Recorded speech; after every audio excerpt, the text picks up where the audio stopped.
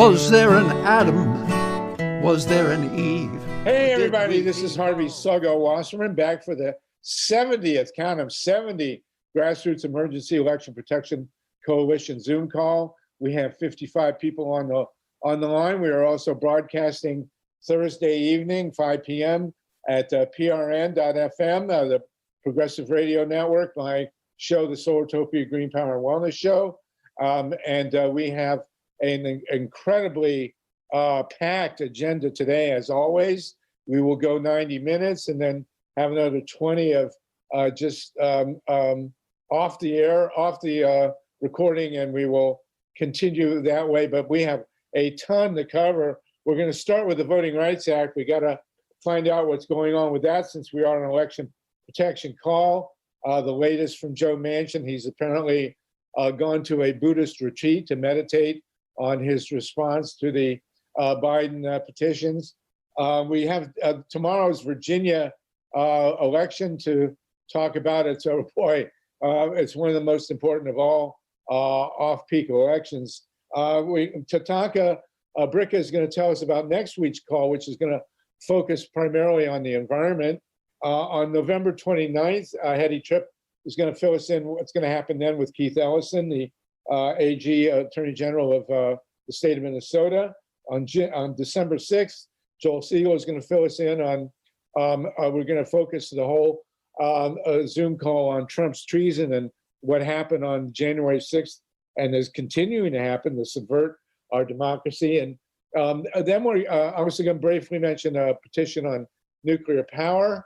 And then we're going to get deep into audits and recounts and talk about what we need to do, how we need to codify how audits and recounts really should happen. And it's a big deal, and we want to produce a document. We're also got Ray McClendon on the line, give us an update on what's happening with the Georgia Way project and the status of the book and the movie.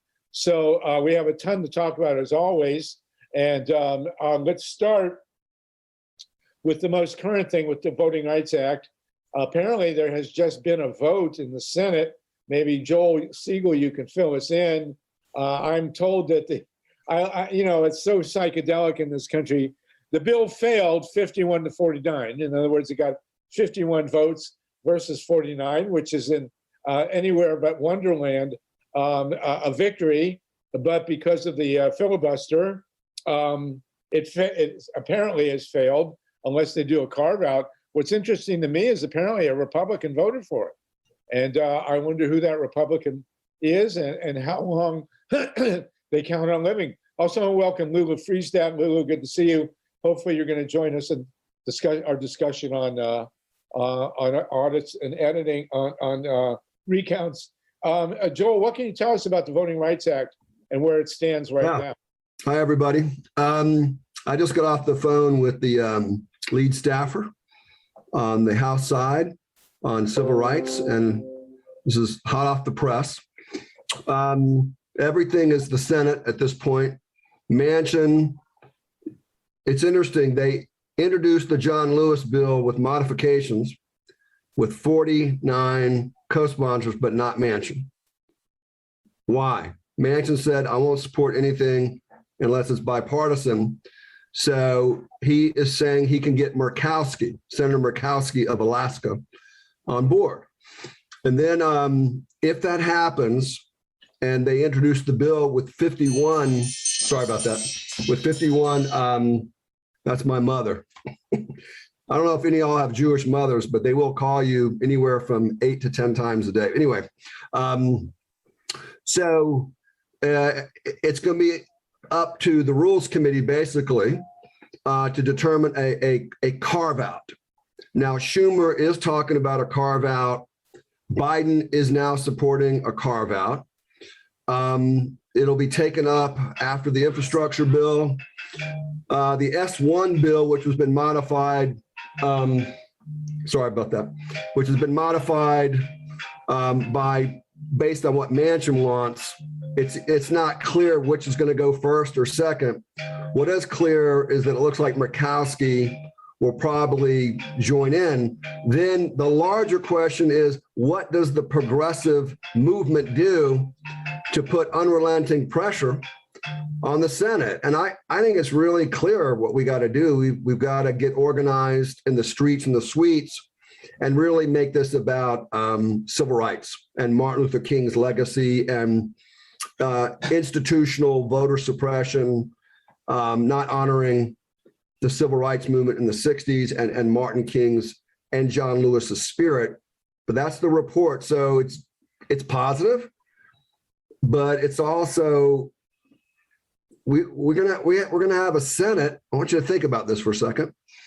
We're gonna have a Senate opposed to the Republicans in the Senate will be opposed to restoring the 1965 Civil Rights Act pre-clearance provisions. And we're going to have to think through more strategies because whatever we're doing is not effective enough. But anyway, that's it. Thanks. So we do have one Republican who apparently, the report is that there was a vote. It was 51-49. So that would presume that Manchin did vote for it and that Murkowski must be the Republican who voted for it. That's. Well, you're talking about the John Lewis? Yeah. Well, when the bill when it was introduced in the Senate, it was introduced with 49 co-sponsors, all Democrats, no Republicans. Manchin was the only Democrat, not Sinema, but Manchin, who would not agree to co-sponsor the bill because he said it's got to be bipartisan for me to support it. Remember, it was Manchin who does support the bill, but he wanted to change the formula so that all 50 states would have pre-clearance, not just. That's good. We supported that. We supported that. Well, that's good.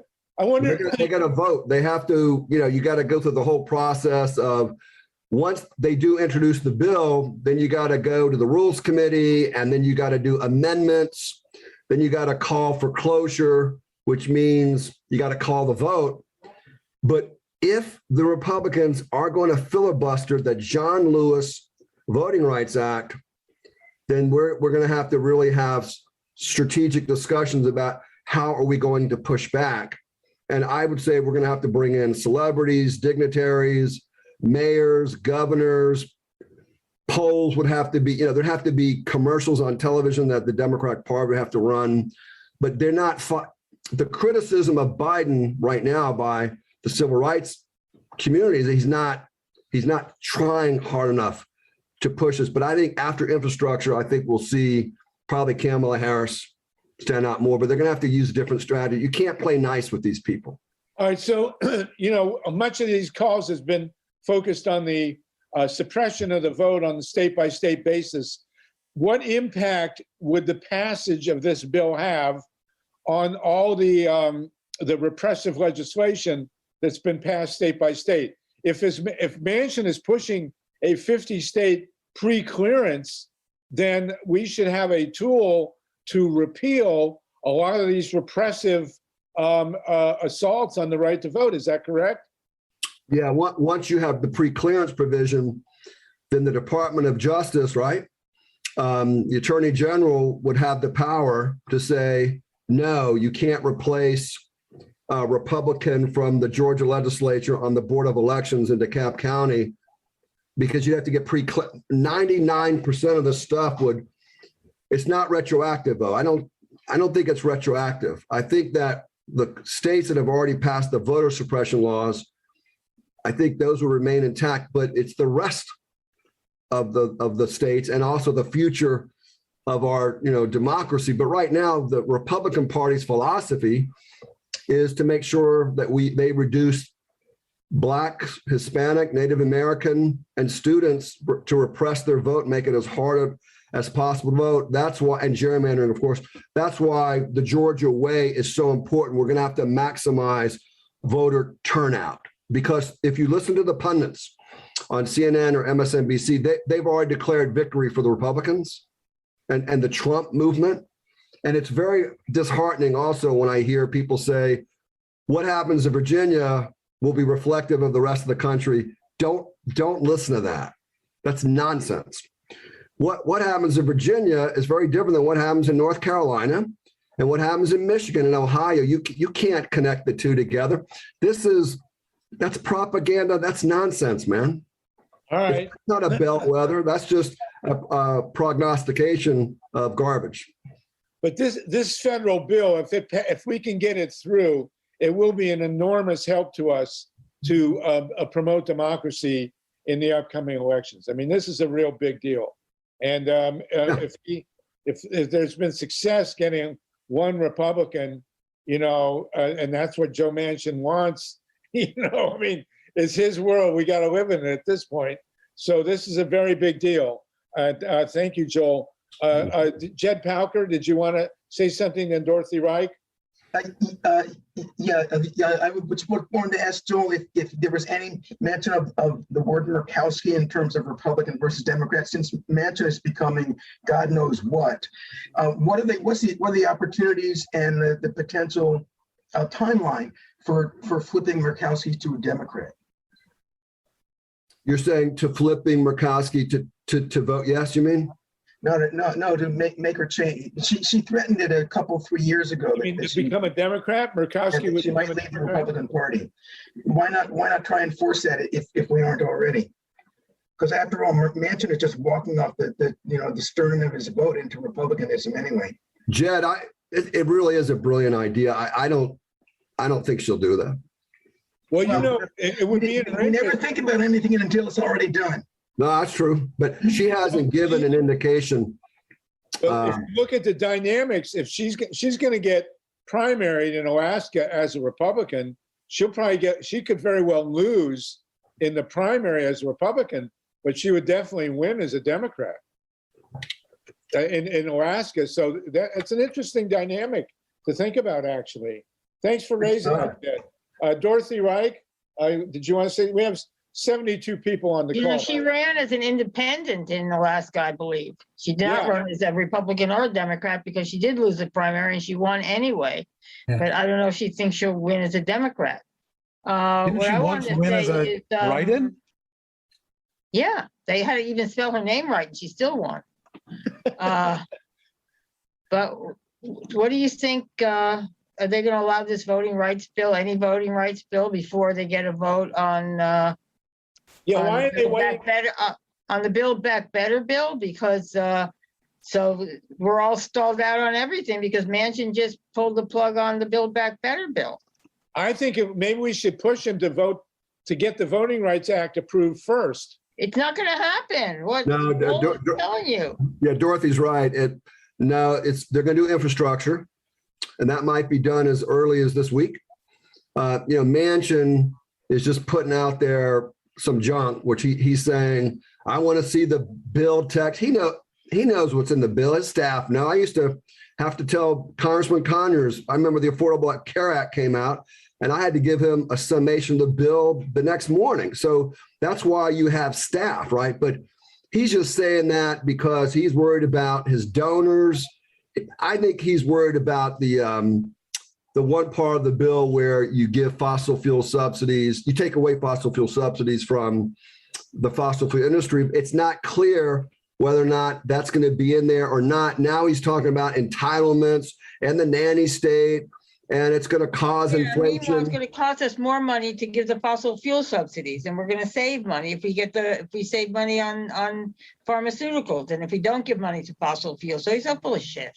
Well, and now he's talking about the debt. He's saying it'll aggravate the debt. The debt, he's costing his parts of the bill cost more money. Right. And our parts. The bill's paid for. Okay, the bill is paid for. I think what he's worried about is the unions, the coal unions is what he's worried about. He's worried about his donors, and he's probably talking to all kinds of people in West Virginia about what's the downside and what's the plus side of getting behind this. But we can't let this one guy hijack democracy. He's blaming the Progressive Caucus for hijacking the bill. Yeah, the progressives apparently are back in Biden now and trying to get something through. Lynn Feinerman, and then Justin. Lynn Feinerman. Hi. Sorry, I was All right, go paying ahead. attention to something else. I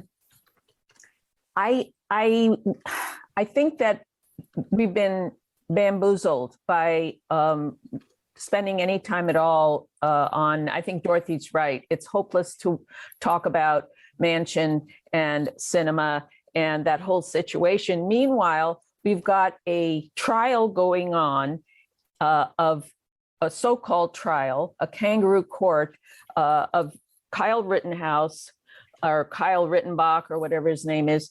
And his judge is a complete loon boon. And he is going to Ellie Mistal had an article, which I just posted in the chat. I hope everyone is ready for Kyle Rittenhouse to get off. That's what, for the This is the kid who drove up to Wisconsin and shot 2 people. Yeah, and got burgers and whatever from the police, and now is getting a free pass from an absolute idiot judge who calls Antifa terrorists and so forth and so on. This kind of thing is going to really impact the way that we vote coming up in 2024 if kids like this get off. Because it only takes one juror. Only takes one juror for this kid to get off, and then they have to do a retrial. Yeah, and if he gets off, then all those little boys, the Proud Boys, the whatever boys, are going to be ready to do vigilante actions at the polls and to sabotage the elections however which way they can. So I think that we need to kind of put some focus on what in heaven is happening. Speaking of focus, let's not lose sight. We were hearing a legislative report, and what you're raising is very important. Thank you, Lynn. But let's get back on track, please. Let's thank you, Mike, and thank you, Lynn, for that. It was a good point. Well taken. Justin LeBlanc, and then Mike Fox. So I'd like to hear the connection between the infrastructure and voting rights, because my understanding in Arizona was that a lot of the reason that people couldn't vote or were having difficulty voting was lack of people coming out to the native reservations and things like this. And so, Georgia's had to send buses out to help collect people's ballots and do all sorts of extraordinary things that the state obviously has tried to block 6 ways from Sunday. But it seems like they're kind of tied together in these things. And the last part I wanted to bring up is some progressives are actually saying that let's wait till the supply chain breaks down and then we can attack the establishment for all the stuff they created over the past 40 years. And maybe we can get our 6 trillion after all. Well, I don't know about that. Okay, Michael Fox. Thank you for that, Justin. Michael Fox. Yes, Logo, can you hear me? Yeah, go. Hot dog. All right, I'll be really brief. What Joel has brought up, mass activism, et cetera, someone else in the chat said, what we need is 12 million people in the street on Monday. Well, boys and girls, here's how we make that happen. As I toss into the chat, there's already an organizing hub for actions in the street between November 8th and 13th. It's in the chat right there. If people don't see it, it's freedomtovoteactions.org. Go there, connect with an event that's already happening, or anchor one yourself. That's how we get the 12 million people into the street. There's already an organizing hub. Get everybody at that, and we get our 12 million. So it ain't brain surgery. Just pile on. I think, well, actually, it is brain surgery, and thank you for doing that. We appreciate it. Jeffrey, real quick, and then I want to go into the upcoming calls that we have scheduled, and then we'll talk a little more about this, and then go into recounts and audits. Jeffrey, real quickly. Bartle? Two things real quick for Leanne for what she said. Yeah. Leanne said, Leanne, right? Leanne Fearman, do you think that sabotaging elections should be illegal? Yes. What else? And secondly, fossil fuel companies must must know, either ignorant or must know, or are not paying attention that fossil fuels not plentiful, or renewable, or whatever the word is, lasts forever. It's going to eventually run out, and when it does, that's when Well, the sooner the better. But thank you for that. Thank you. But why would they keep doing it? They should switch. Because they have inventory, they got to move, and once they move their inventory, and we're all baked off our planet, then they'll do something else. Thank you for that. I do want to get in real quick now. We have 3 major plans for upcoming calls. Tatanka, next week, you're going to be running the show. We're going to be talking about the environment. Can you give us the rundown? And then we'll get to Levine. Go ahead. Thank you, Sluggo. So we're going to mainly focus on what myself and the Romero Institute, the Dolores Huerta Foundation, a number of 50 or 60 organizations building into hundreds on the coalition in California, the Let's Green California Coalition, a legislative campaign to get passed in California in 2022.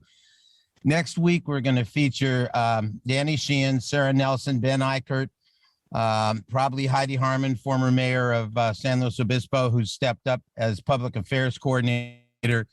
The spokespeople for the state are right now Danny Sheehan, Dolores Huerta, and Heidi Harmon. So we're going to have a number an initiative that Danny is going to be doing that I kind of hinted at on this call, asking the question a couple of weeks ago,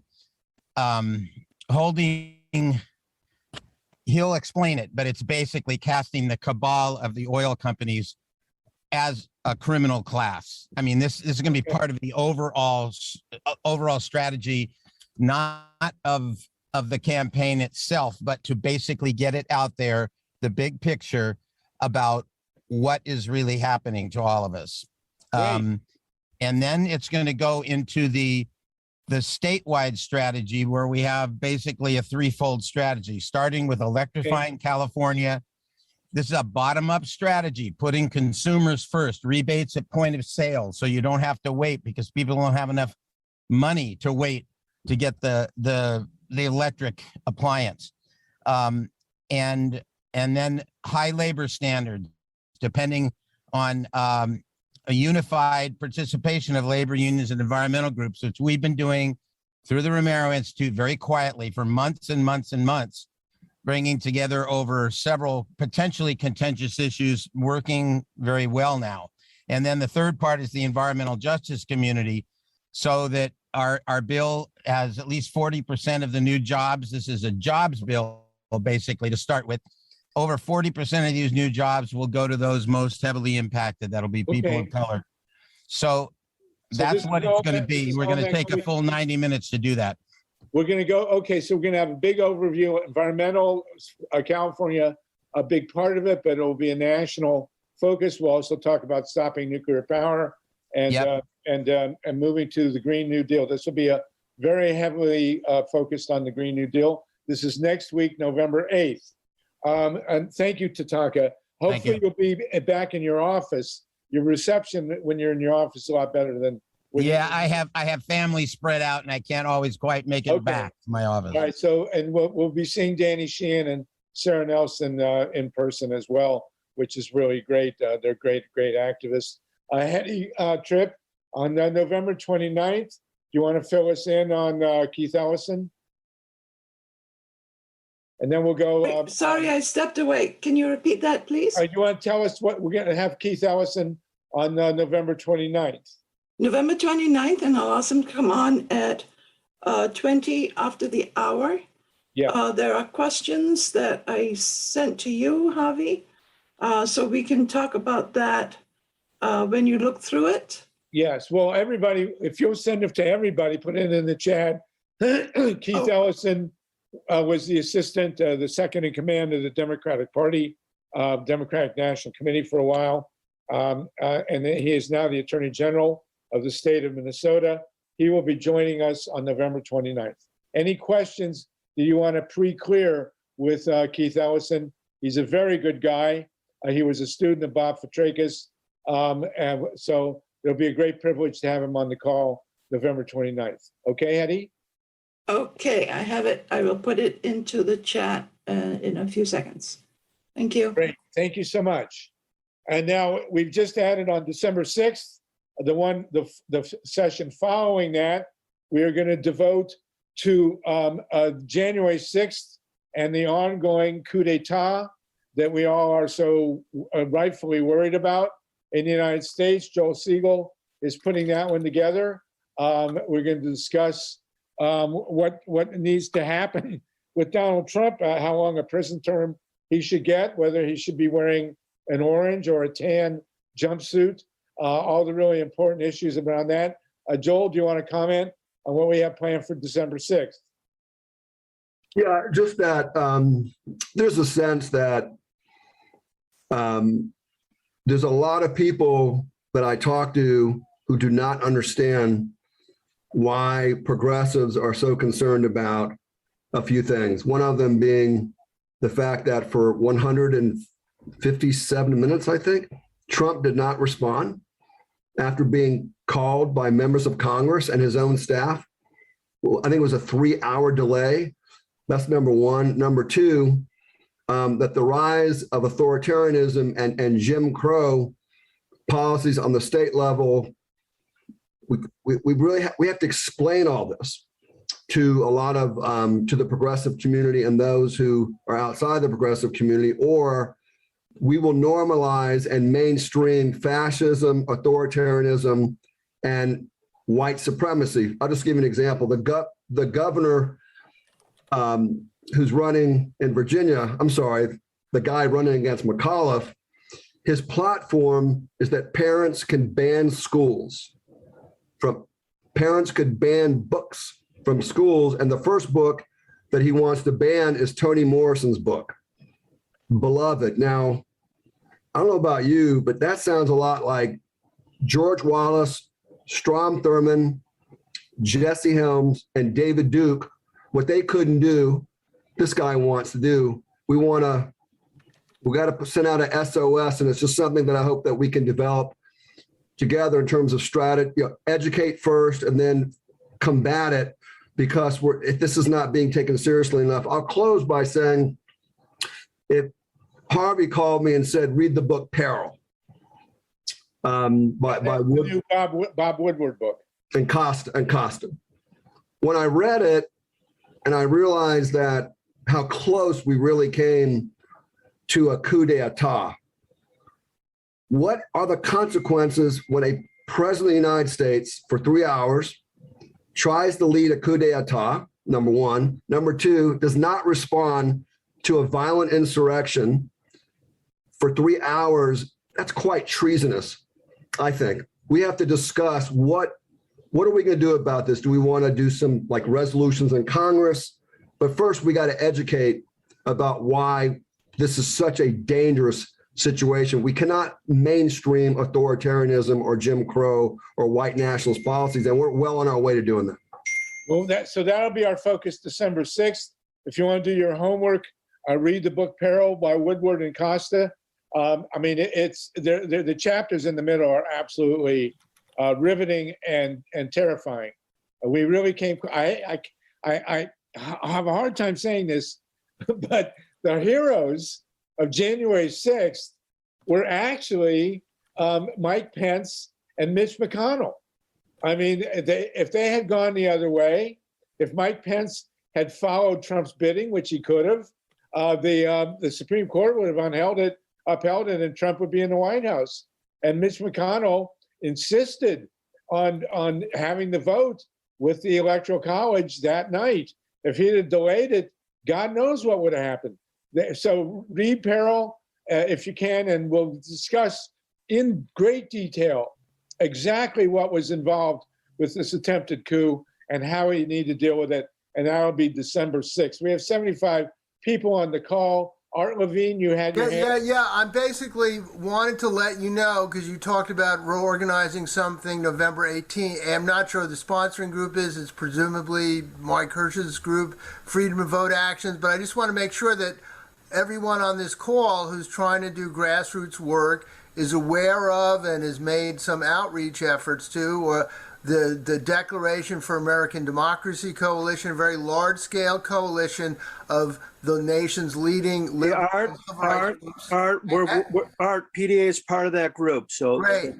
Okay, but I just want to make choir, thanks. And then the other is the fixoursenate.org, which is also a coalition related to the filibuster. I just wanted to make sure that people on this call are familiar with those organizations. Good, thank you, Art, much appreciated. If you can post anything in the chat about links, or Mike, maybe you can. I did so. I posted links to both. All right, so check out the chat for that, everybody. Dorothy Reich, you have a hand? And then Lynn? Dorothy, you're always muted.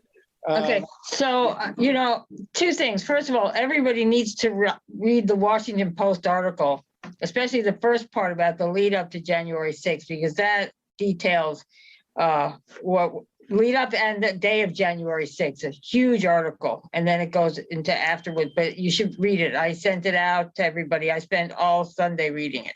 The other thing is I read, this guy was on Ian Masters, background briefing, and he said there's 5 stages to fascism, and we are in stage 2.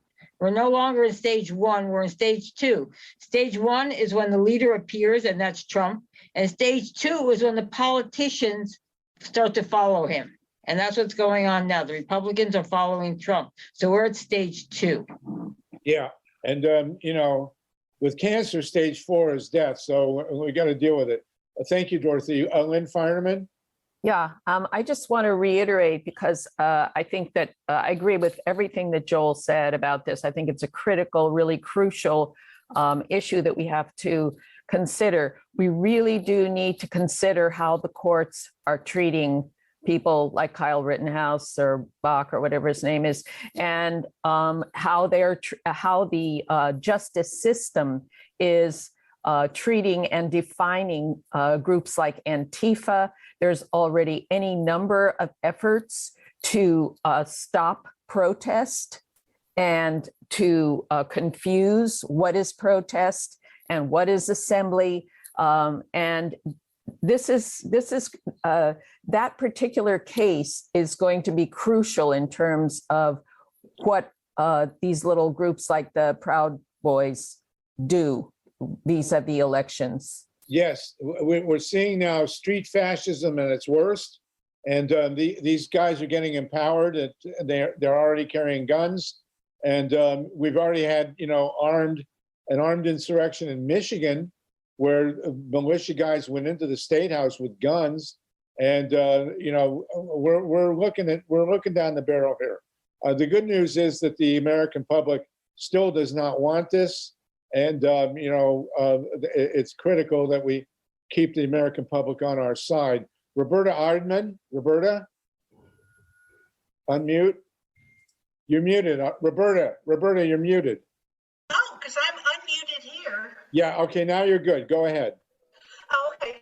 Speaking of how the courts are treating different defendants, as in Kyle, we have to look how the Department of Justice prosecutors are treating the insurrectionists they're bringing forth. Even the judges are saying, you're giving them probation, you're giving them for 3 months, you're charging for misdemeanors. Something's going on wrong, that the justice under Garland is not treating this like a high-risk activity for the future. You're 100% right. The one thing we can always count on the Democrats to do is to let us down. And Thank you. There's that Merrick Garland is not prosecuting. Just imagine what would happen to these people if they were black.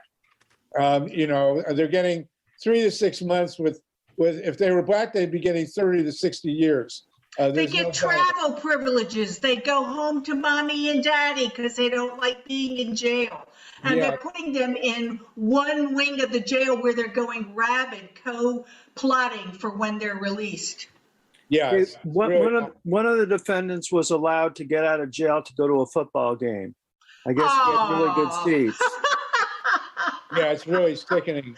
Oh my God. And the shaman, the guy with the buffalo horns or whatever horns those were, he's complaining that he's not getting the food that he likes when he's behind bars. Joel Segal, you wanted to say something? Yeah, just that someone asked a question about what's going on in December. It's a symposium that we'll do through this apparatus, through GREEP. But the other thing is the growing threats of violence against elected officials. 1 out of 3 Board of Election officials feel that their life is in danger, and they're starting to quit, which is what the far right wants to see happen. And then violence and intimidation against anyone who disagrees with the far right. Now, that's fascism, but I don't see anyone talking about, well, what laws are we going to propose? For example, I don't think that any person with a gun should be allowed near the polls, period. Number 2, I don't think that the Boogaloos, whatever these groups are, these right-wing militia groups, I don't think they should be allowed to assemble. If you want to go target shoot, and with your M16 or whatever, that's fine, but not against, people like me. And there isn't any discussion that I see among Democrats about how we're going to limit violence, how we're going to punish violence. You can't let 30 to 40% of these crazy rednecks stop democracy, but we're well on our way with it because, and I'll close by saying, there are a lot of Democrats who think that they need the Trump base now, not the Reagan Democrat, the Trump base, in order to win their elections. So that's why it's going to have to come from we the people, this kind of discussion. Okay, and we're going to focus on that on January 6th. Again, on December 6th, January 29th, you have Keith Ellison, and next week we have Tatanka. We're going to talk the Green New Deal, and we got a really full agenda. Mary, very quickly, Jeffrey, and then we're going to go talk. We'll start with Ray Lutz on the procedures and what kind of documentation we need to produce to normalize and have standards for recounts and audits. We have 75 people on the call with us right now. Mary, very quickly, and then Jeffrey, and then we're going to move on. Now, I was just commenting on what he said just a minute ago about regulating who gets to do this and who gets to do that. Just because someone has the right to bear arms shouldn't give them not the right to do other things. What we got to do is hold everybody accountable not to be bringing weapons to the party per se. So we don't care if you're an NRA or whatever's going on, as long as you respect that everybody has a right to vote. That's what our number one problem is. It has nothing to do with if they're gun-toting, if they're left-wing or right-wing. It just has to do with being respectful to all citizens and their views, period. And we got to quit this bullying tactic. I'd almost think that the government is being run by discord, because that's all it is a bunch of bullies that lobby and intimidate to get what they want done. No different than half the people I see on Discord when somebody spells one word wrong. Okay, thank you for that, Mary. Jeffrey, and then Justin, and then we're going to talk about recounts and audits. Jeffrey, real quick, yes, please. First off, I agree with your idea, Joel Segal. Okay. First off, and secondly, for Dorothy Reich, I'm curious about what those five stages are. All right, we'll post it in the chat, and we'll definitely talk about it on December 6th. But we need to move. There's also 14 characteristics of fascism, which is written up by a guy named Brill, and then there's the 14 pillars of the American fascist infrastructure, which I've written up at Reader-Supported News. So there are a bunch of different articles you can look at. Who had a hand here? Sorry, Justin, and then we're going to move ahead. Justin LeBlanc. There's not enough attention paid to the fact that Rudy Giuliani was using the RICO lawsuits against the mafia in New York, but then after he actually took down the mafia, he basically became the mafia. He's using Trump and others to shake down our government. Now, the thing here is, back in the day, unions were actually also targeted for their violence and political violence. Even like if an action during a strike happened, one of the things the Federalist Society wants to do right now is make leaders personally liable for any damages during protests and things like this. So we really are seeing crackdowns on all different levels.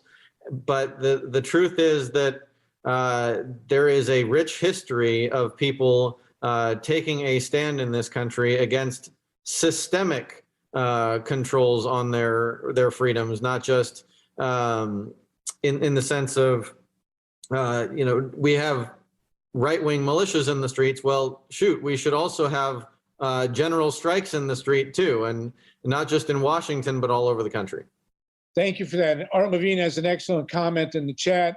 I mean, one thing we got to remember that's developing here is that it appears that a lot of the what happened on January 6th was actually planned in the White House beforehand. That there were just because there's you have a conspiracy theory doesn't mean there wasn't a conspiracy.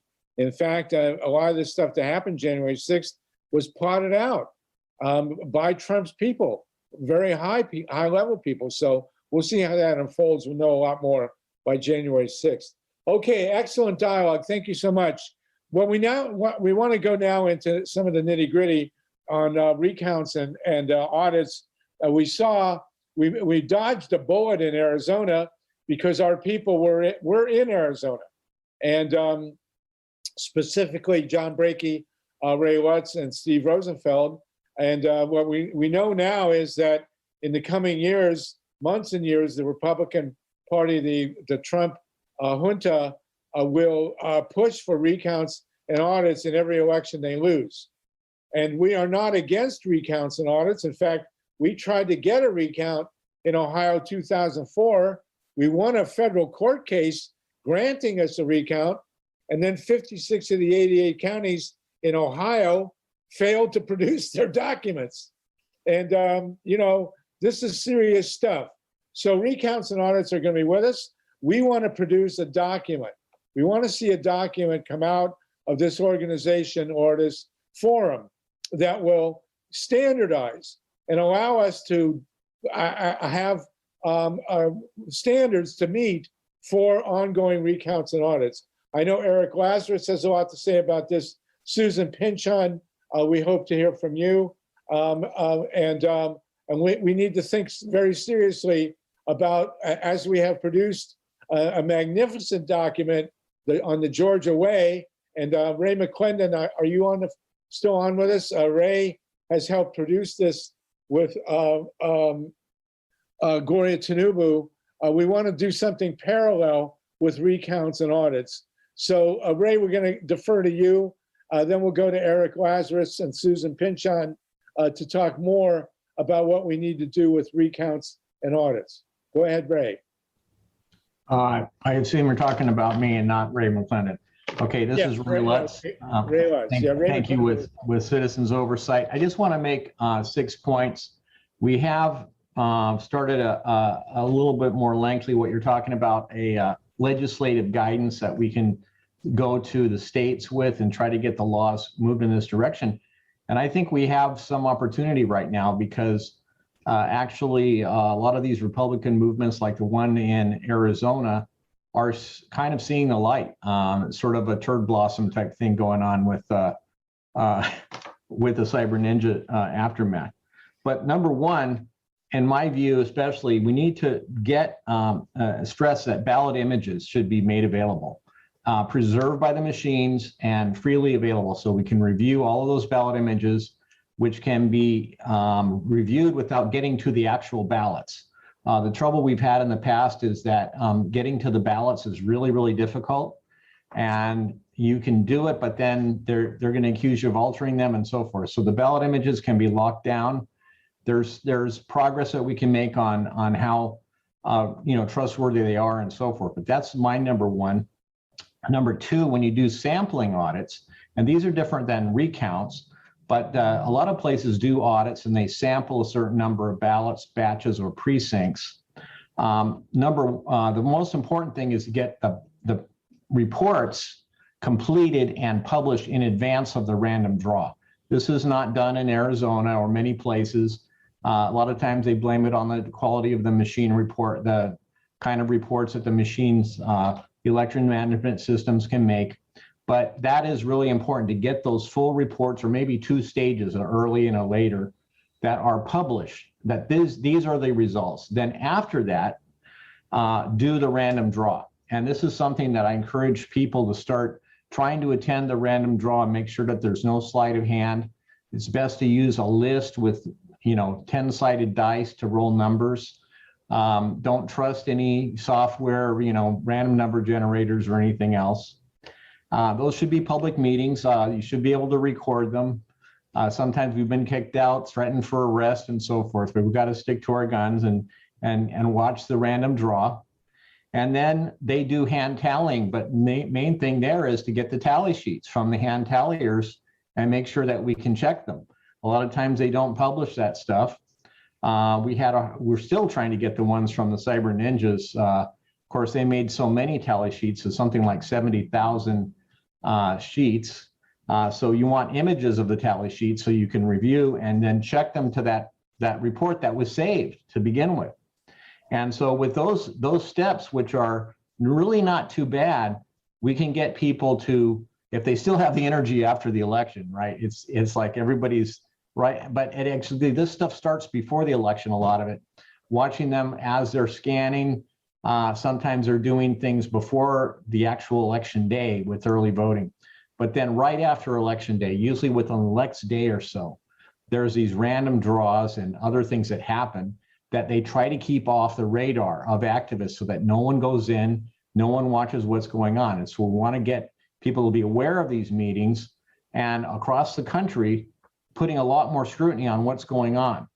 But the key thing here, and the reason they say that this was the most secure election in history, is not because it's absolutely secure and we're happy about everything, but because they used hand-marked paper ballots for the most part in those areas where they used to use touchscreen, fully electronic voting machines where there's no paper trail whatsoever. In places like Ohio and Georgia, all these places where things turned around in big ways, they used to use completely fixable, no paper trail voting machines. And this is the first time when that call from Trump, they had to say no because they had the paper trail that was proving that that they could not make those changes without us being able to detect it.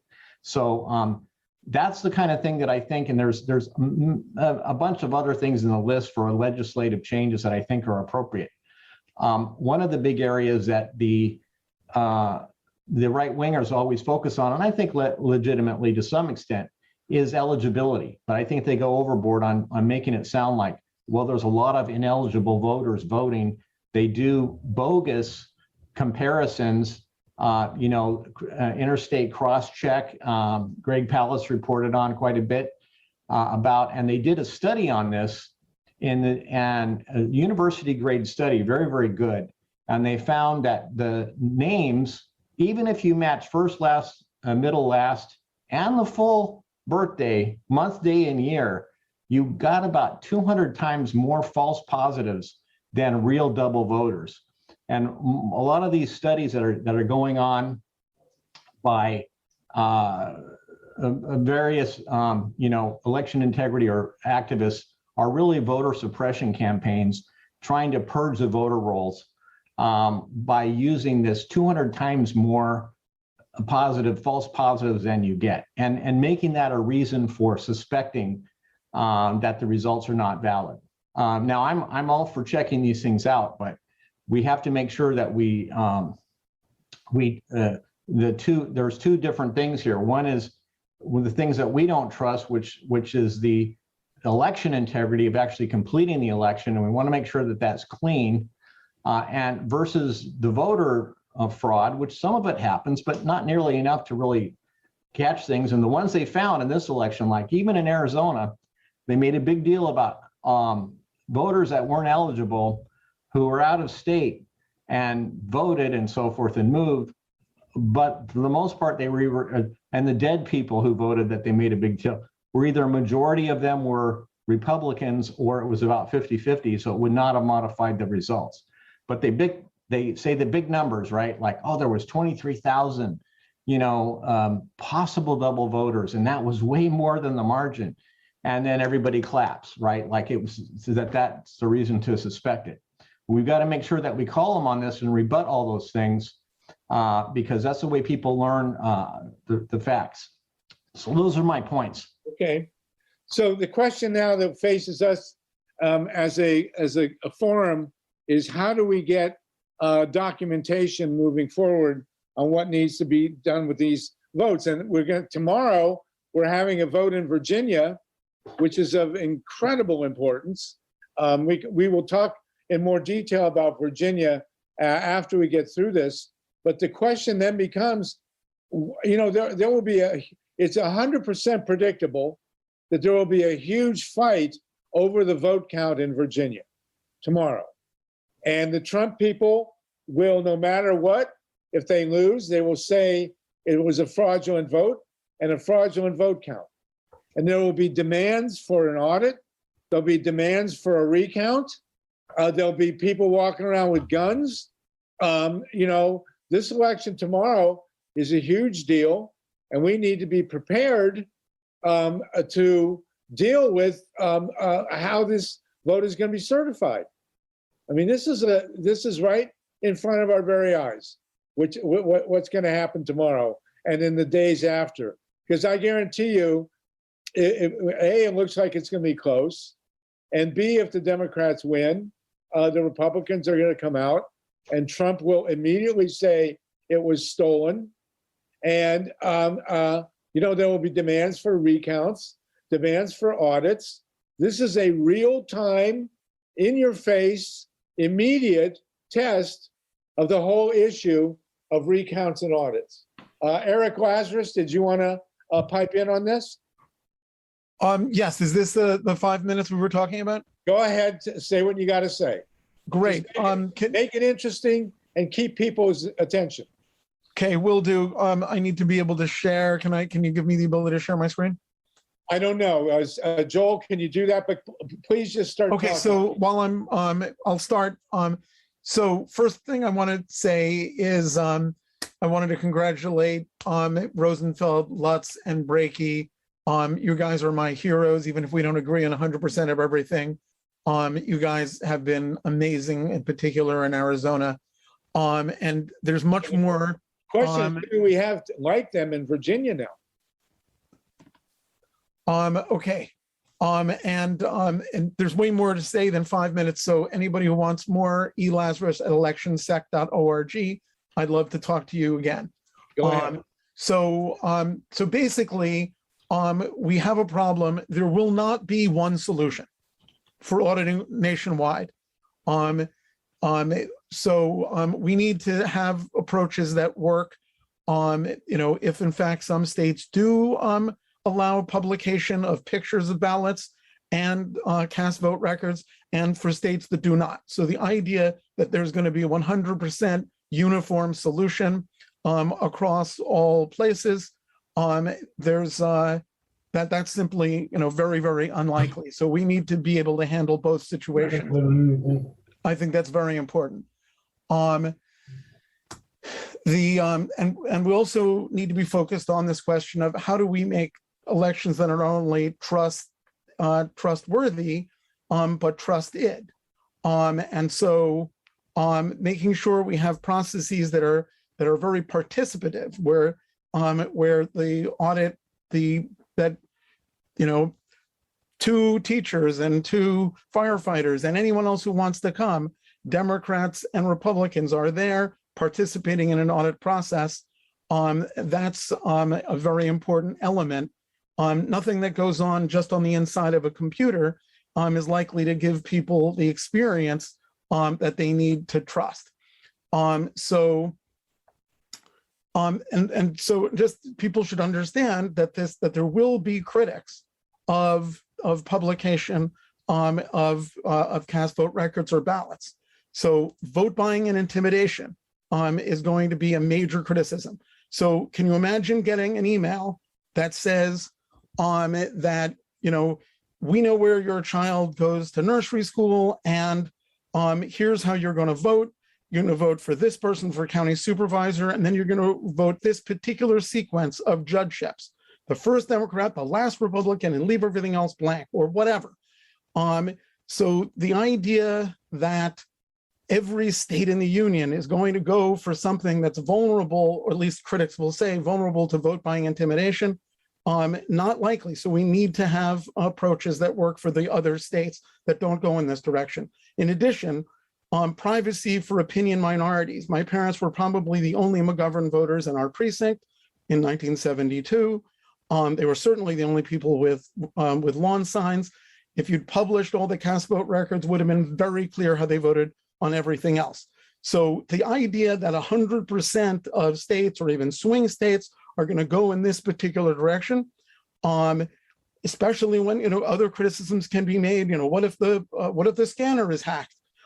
So, you know, so we need to be able to do something else, at least in the other locations. So if this is a plan B, it's a plan B, but we need a plan B. Okay, let me go through that quickly. Okay, so the particular style of transparent auditing that I'm going to talk about here was developed mostly by Philip Stark, but this team, and it's called SOBA, which stands for Secrecy Preserving Observable Ballot Level Auditing. And it's designed to be something you could do, you know, down to some level like 1% or something like that, where the rest of it would have to be done with a manual hand count.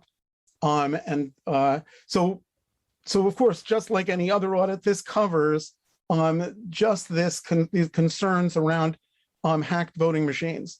But that is the key concern, because that is really some of the most easy to accomplish attacks. So it starts with hand-marked paper ballots that are carefully, except for people with disabilities. And I'll skip this. Okay, so to understand how SOBA works, you start out by thinking about a simplified model. So imagine you walked into an election warehouse and you were given two spreadsheets. One is supposed to be accurate and one is supposed to not be accurate. What would you do to figure out which one was accurate? Well, I've done this experiment of asking people on the Long Island Railroad. Everybody figures out the answer. Oh, I would randomly sample ballots until I found which ones matched, and then I'd throw out the other one and retabulate the one that matched. So the idea that random sampling is intuitive to people, it's not a scientific study, seems to be the case. So if you can imagine a situation where your job is to determine, is this spreadsheet, the CSV file, accurate, you would do it by not looking just at box 1, precinct 1, and because you know that box might be perfect, and the inaccuracies could be in other places. So this is kind of the simplified audit, what I call the audit game. What SOBA proposes instead is to give you just ballot identifiers, okay, on the one hand, so you know how many ballots are, according to the voting machine, are in each box. And in Colorado, it's awesome because they already have devices that will print on each ballot the batch and sequence number. And then you also get, as a member of the audit participant team, you also get disaggregated votes saying someone voted for governor Porky Bugs Bunny, someone for governor voted for Porky Pig. But you also get what's called a cryptographic commitment. That is a way to get back to that ballot, but only once those cryptographic commitments are revealed. So the idea is you've got something you can retabulate, but at the beginning, you have no reason to trust it. Okay, Eric, you've gone on for 10 minutes now. So can you wrap it up real quick, please? Oh, shit. So basically, I was going to explain how do you. Hello? We can't have the 4-letter words. We go over this every week. Eric? You could just say he said sure instead of the other word. Okay. Eric, you got to finish up. Eric? Okay, so I guess the conclusion is there's a way to carry out a participative auditing process that doesn't facilitate vote buying intimidation. It works in places where they're not going to, where there is not a law that allows you to publish cast vote records or pictures of ballots. So we ought to have at least this as a plan B, or if someone can come up with something better, something better. Thank you very much. Eric, thank you very much. We much appreciated your presentation and your systematic thought on this. And the question now becomes, I want to go to Susan Pynchon in Florida. The question now becomes, what are we going to do about tomorrow? This is all going to be tested tomorrow. We know that, especially if Trump loses tomorrow, that there will be a major storm over the validity of the ballot. And Eric, your work and Ray Lutz's work on the particulars is really going to be come into question here. Susan Pynchon, you've had a lot of experience with this in Florida. What do you think is going to happen tomorrow? What should we do about it? Well, if we knew what to do about it, I guess we might have done it already. But unfortunately, I was cutting in and out of the call while Ray was speaking. I generally agree. I typically have agreed 100% with Ray Lutz. I think he's brilliant. He has developed this system called AUDITSIn that can count ballot images, and he's doing it in a nonprofit way. It's not that he might end up having to charge some jurisdictions for doing it, but it's brilliant. So he can actually, in my county, Volusia County, he ran all the ballots, ballot images. He found some errors that the county had made. It was just absolutely brilliant. And I really am a believer in ballot images. They are, so let me just explain one thing about ballot images. Ballot image is a picture of. Susan, let me ask you, do we know, are they using ballot images in Virginia tomorrow?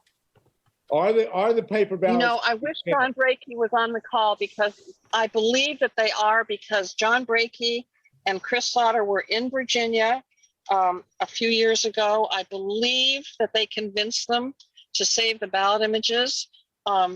If I'd known you were going to ask me, I would have looked it up or called John. John's not feeling well tonight, unfortunately, so he's not on the call. But there is something, Harvey, I want to just say something quickly about ballot images. A ballot image is a picture of a ballot. But when you look at that picture, you still don't know how the machine counted those votes. So each ballot image has with it a cast vote record. And that shows you how each vote was counted. So you can look at the picture of the ballot, and then you look and say, okay, this vote was for Biden. And then you look back at the ballot and you say, is that really what that ballot says?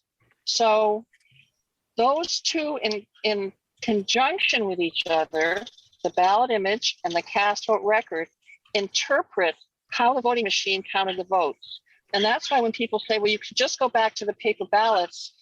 Well, if you count them all or do a risk limiting audit, you can tell to some extent, or with a hand count, you should be able to tell. But the beauty of the ballot images is it shows you how the machines interpreted those votes and if they interpreted them correctly. Does that make sense? Yes, it does. Joel Segal, did you want to say something here? Susan, that's terrific. Thank you for that. And then we'll go back to Ray Lutz.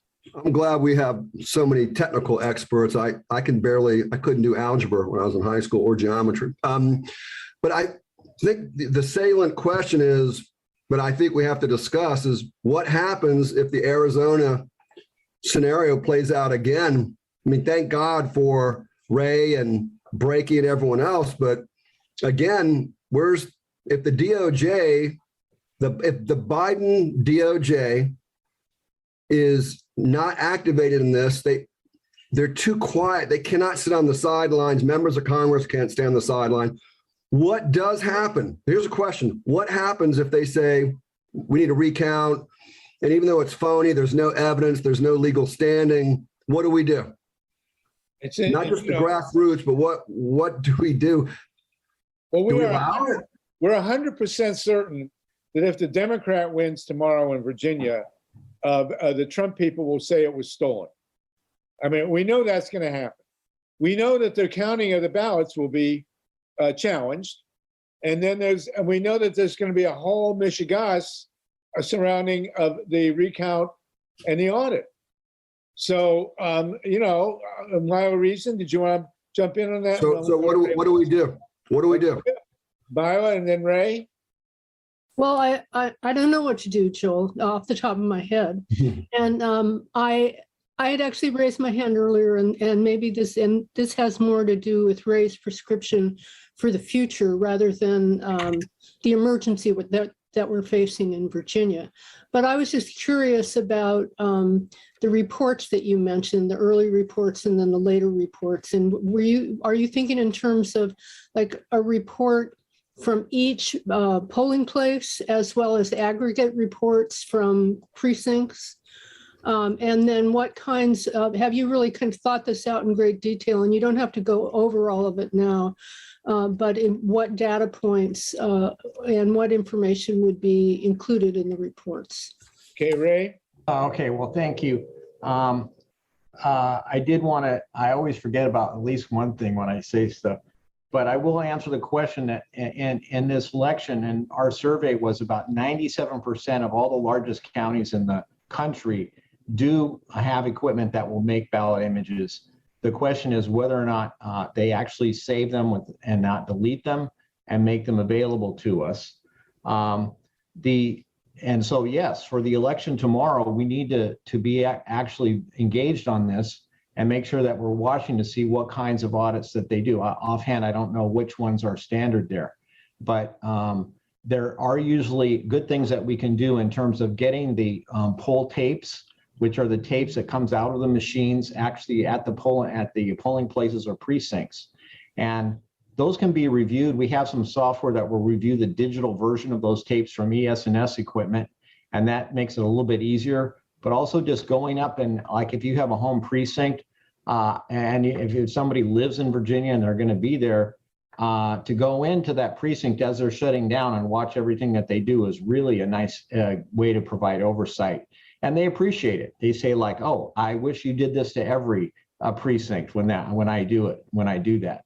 And then as they're doing any of these random draws and so forth that they do is to make sure that we're watching it. I'm going to try to do as much as I can from a remote location. We need to get the people there to be watching. Now, to your question though, in terms of, yes, if the Democrats win, they're going to say it was fixed and they need to go back over it. And that's okay. It's okay for people to say we want an audit because I'm for audits and I'm for doing them. And we need to just make sure that we watch it. As we saw with the thing in Arizona, I think it would have been better off had we not resisted so much and said, yeah, let's go ahead and let them do this, but we're going to watch it carefully because in the end, they came out with a result that said that Biden did win and all of their other complaints were hogwash. So if we go through the same thing here, the nice thing is, as I said, paper ballots allow us to do these recounts.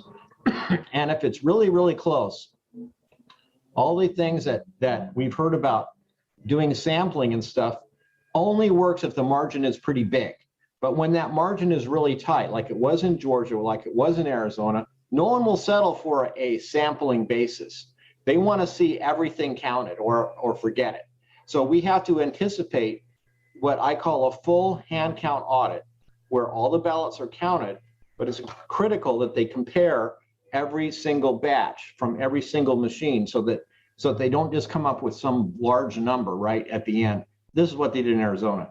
They came up with that final number, and who knows how much, whether that was off enough. But it's the manual counting. It sounds easy, but it's actually very, very difficult to do. It's just so boring. Humans are not good at it, et cetera. And so we have to try to reduce the error through this sort of error control. by comparing frequently. So I would say, let's anticipate that it will happen. We got to be ready with boots on the ground to watch it carefully. We've got to be engaged. Don't shun it and say, okay, it's an audit and then that's a farce. No, audits are okay. We just got to make sure that we follow them and make sure that they are not, that they're not making things up. So that's my view of it. I think it's like science. There's tests that can be done and we can run it here. We can have a defensive audit. Like if we can get ballot images, we can run it through Audit Engine and we can get a defensive audit saying, look, we've run it and the results are what they say that they were. Well, Eric, you've done your, I appreciate that. The question is there an infrastructure on the ground in Virginia, or is there some kind of national team that can be put together to deal with this?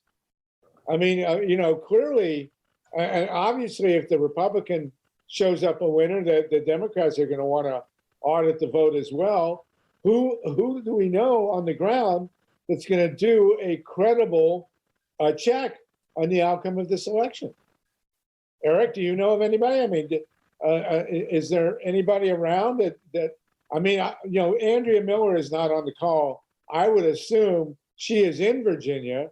I would assume that there is some kind of effort, preemptive or preparatory, to deal with the vote count.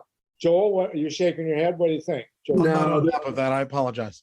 There's no plan. I mean, McAuliffe, who I know, if anyone should contest it, it should be Terry McAuliffe contesting it.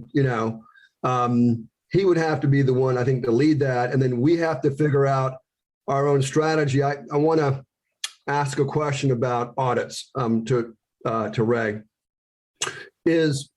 I'm all for a recount too, but what if there's no legal standing, none, just we feel emotively, we feel like there's been voter fraud, although there's no evidence. From a legal point of view, what happens when Republican operatives say the vote was stolen, there's no evidence whatsoever, and this just keeps happening over and over again? But I hear what you're saying, that you're for audits, but at some point, this insanity has to end. There has to be some federal law, I think, that's passed that says, okay, if you do an audit, here's the threshold. I'm all for states' rights, but I'm also, I believe in the federal government has to play a larger role and just say, sorry, there's no evidence. Here's the federal law. You didn't meet the threshold. You can't do a recount because you didn't meet the standards. Okay, well, I want to point out, we still have 70 people on the call, and we have 16 minutes before we end the recording, but we will continue for another 20 after that off the recording. Ray, and then we'll go to Tatanka. Well, let me tell you my point of view. I'm actually, I don't trust that the federal government is ever going to be that trustworthy in my mind. So to say that I think that we should relent, we should say, okay, federal government, you get to decide when it's fair to run an audit or recount. The hard part, because then we'll get somebody like, the Trump administration, and then they'll never do anything. So we have to make sure that we can keep the ability for the public to do these as much oversight as we possibly can. And this is why I believe that it's not, I'd love to be able to go in and look at the actual paper. You just can't get to it. We can get to the ballot images. We can, in Virginia, we can probably get to a number of the counties' ballot images and run them through Audit Engine and have a check against any of these things that say that it was stolen. We may want to say that it was stolen. Okay, so if it's super close and the Democrat loses, I think that we should take the ball and say, look, let's do an audit. It may have been compromised somehow. There's nothing wrong with saying that. And it doesn't go on and on forever. It does go on for longer than we'd like, sure. That's because, especially in Arizona, they took far too long to do this audit. They were playing it up, trying to extend it. Well, I think no matter who wins, Ray, no matter who wins, we should call for audit. It should be. We should. That's why I think that we need to keep this ability. But it's kind of a new thing now with everybody doing the audits and stuff. that will kind of, as we get the technology available, AUDITSIn is one of those tools that I think will really, really help us, because it's something that we have kind of in our own back pocket here to make sure that we can to watch these other scenarios like what Eric was talking about. That's sort of a future thing. I'm talking about right now. What we need to do, boots on the ground, is watch these things, how they're doing them in Virginia. Yeah, boots on the ground, you don't have to be there. We can actually, most of the time, especially with the pandemic, watch these random draw meetings from a remote location. We can keep track of the reports. We can watch it later. We can get the ballot images. Most of the time, I just run this from here. I don't have to be there. So it's nice to be there, a little better, but we can do a lot of this from around here. And so I'm a believer in doing audits and keeping it, not forever. It'll settle down over time, but it's not instant. Thanks. Okay. And I think we got to be very careful. I think no matter who wins tomorrow, the function of an emergency election protection movement is to make sure that the vote, however it goes, is credible. So, Tatanka, did you want to jump in on this? And then Eric? I'm just wondering, okay, so if this is a predictable thing, this is not answered tomorrow. But if this is going to happen over and over again, what kind of infrastructure do we need? Do we need a funding mechanism and is this a new cottage industry that despite ourselves is being created? And so we need to get on it. I mean, you can't use your time forever, just giving it away. It has to be a funding mechanism and there have to be people that are competent. So is there any role we can play with that? I don't know. It's a really interesting point. Well, the first thing we need to do is produce a handbook, a guidebook on what is a credible recount and audit. And, so let's think about that, Eric. Lastly, if we really want public financing of elections, maybe we have to start in the rear end and have public financing of recounts and audits. Exactly. A very good point. Eric, Lazarus? And then... Yes, I agree on the public financing of recounts and on audits. And I think we ought to be making a major distinction between forensic audits, whether they're done by people we don't think are have any expertise, like cyber ninjas or anyone else. Forensic audits will always have the problem of dueling experts.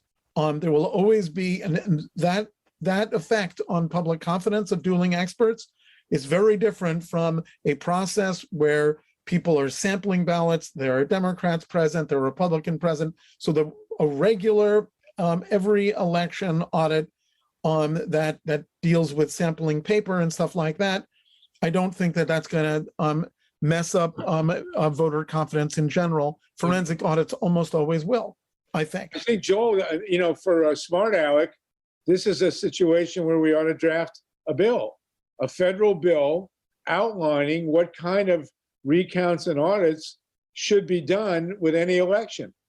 I mean, this is a big deal. Well, I just want to say that George Ripley, for a long time, has been saying we already have an election commission that's supposed to supervise elections. So you'd have to write a bill through Smart Alec, which through hey, George, are you on? He is. Yeah. George, can you riff a little bit about what we already have in terms of infrastructure in place, and why can't we pass legislation to give them more power, the Federal Elections Commission? Oh, well, I haven't thought about them for so long. They've been so toothless. But all of this, the FEC and you're talking about the Presidential Debate Commission or the FEC? Yeah, FEC. In other words. Okay, my interest is mostly in the EAC. I know that Public Citizen has been working on the FEC, but I think the EAC isn't living up to its potential by a long shot. And, they need to have a bully pulpit. And there again, I think Alec could write some legislation with regards to opening the doors to the very secretive EAC. This is supposed to be the Election Assistance Commission. They're supposed to help the people understand what's going on, and they don't take the bully pulpit at all. Quite the opposite.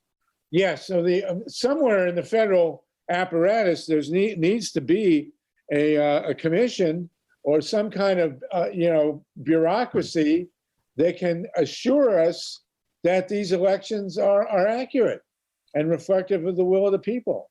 Yeah. And that's certainly, the prediction that the outcome in Virginia is going to be ripped and torn and challenged and whatever. I mean, that's a no-brainer.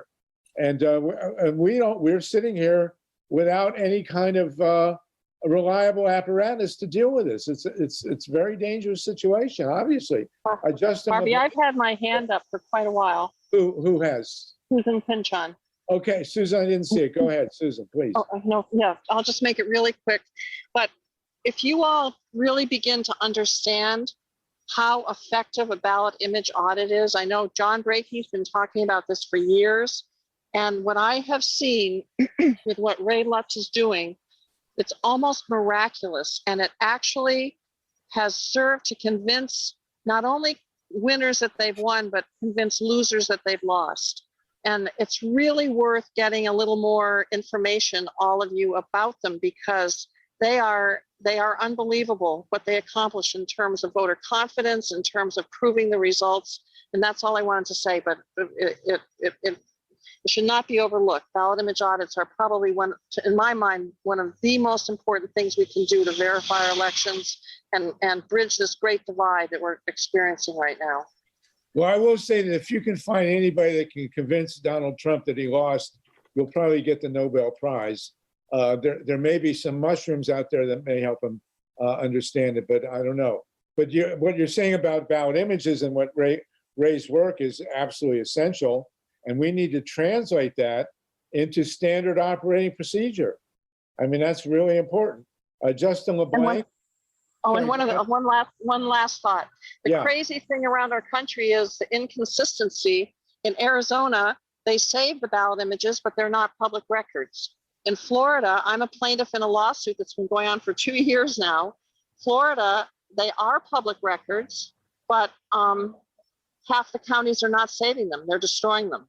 So there's a huge disconnect all around the country, and it needs to be standardized. Thanks. Absolutely correct. And we need to produce the document through Smart Alec in the form of legislation that will give us a standardized approach to this incredibly important problem. Eric, you want to jump in? Yeah, just to be clear, I just want everyone to be thinking, what happens the first time a hacked scanner shows up and the physical ballots don't match the images that are being published? And then what do we do then? So we need to have plan B. You can have plan A, but this idea that you're really going to bank on these as if every state is going to do this, you have to have plan B. Thanks. Absolutely. All right, very good point. Justin, real quick, and we're close to being out of time. We still have 70 people on the call, which is amazing to me, but go ahead. Justin? There's an old saying that goes that the solutions to the problems of free speech are more speech. And there are obviously limits to that, but the main point here is that pretty much everything in the system should have a cross-check, where stuff came from and where it went. But the important thing in terms of these ballot images is something that shows up in the computer programming world. It's called source control. And basically what you do to make sure that things end up well answered for is that you have distributed sets. So the people who are the elections officials have their set, the people who are the poll workers have their set, the people who are the senators and people who are in charge of certification have their set. If somebody somewhere makes a hack and that changes something and they all of a sudden question the integrity of the system, well, then 3 or 4 other people come in and say, no, ours are all the same. What the heck happened to yours? Okay, very good point. Mary, and then Jeffrey, and then we're almost out of recorded time. Very quickly, Mary. All right. I worked with a group once and they had some voting problems, just a little group, not government-wide. But you know how we cured it is we made the boxes bigger that you would check, and instead of checking everybody had to put their thumbprint on the person they wanted in the box. So if I wanted to say that I wanted, not that I wanted him, but let's just say that President Biden, I would put my thumbprint right in that box for Joe Biden. And what it did is it got rid of the signature problem. It got rid of everything because a thumbprint is a thumbprint and nobody can forge that. Okay, wow, that's interesting. Jeffrey, real quickly, and then we're going to sign off on the recorded part. Jeffrey? I'm here. Hurry up, please. Eric, everyone. I noticed you had great ideas for protecting the election system. So do I. I would like to I'd like to be in touch with you guys, including you, Eric.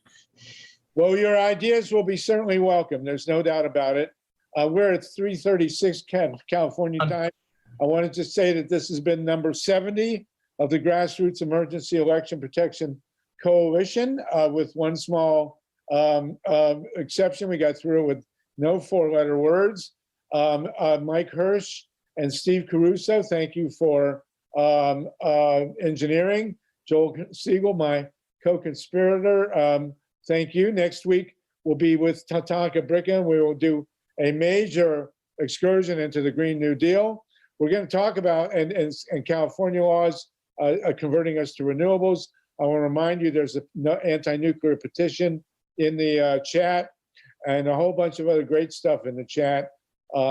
This will be available on the recording tomorrow, the day after, at the Grassroots Emergency Election Protection Coalition website, electionprotection2024.org. And we are looking at, we will discuss next week the guaranteed major Michigas that will evolve out of tomorrow's election in Virginia. It's going to be very, very important. And we'll have a lot to learn. We really want to thank Ray Lutz for his tremendous expertise. Eric, for your leadership and your research on all this. And we do need Smart Alec. We do need Joel Segal to come out with a piece of legislation that will stick with us. I want to say goodbye to my listeners at PRN.FM. November 29th, we'll have Keith Ellison. December 6th, we will go deep, deep, deep into the ongoing coup d'etat. And we want to welcome Lisa Murkowski, who may be the first to have broken with the iron wall, the iron curtain of the Republican stonewall against everything. I'll get you in a minute, Mary, after the recording's over. So thank you so much, everybody. We're at 3:39, and we will be back in touch with you. We'll have our little pasta hour. Was there an Adam? Was there an Eve? Or did we evolve?